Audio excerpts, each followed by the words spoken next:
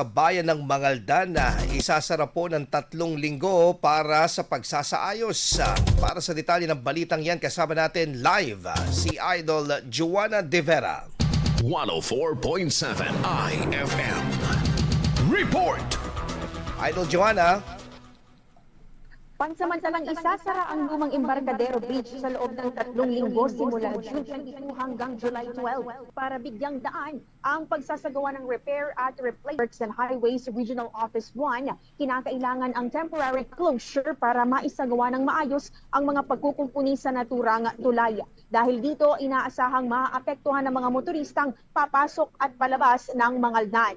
Sa inilabas na abiso ng lokal na pamahalaan, pinapayuhan ang mga motorista na maglaan ng karagdagang oras sa kanilang biyahe at sundin ang mga ipatutupad na traffic management measures habang isinasagawa ang pagkukumpuni. Samantala, mananatiling bukas ang katabing bagong Embarcadero Bridge at pansamantalang gagamitin two-way lane para sa tuloy-tuloy na daloy ng trapiko patungo sa mga bayan ng San Jacinto at Manaoag.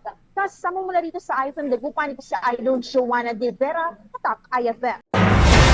IFM News. IFM News.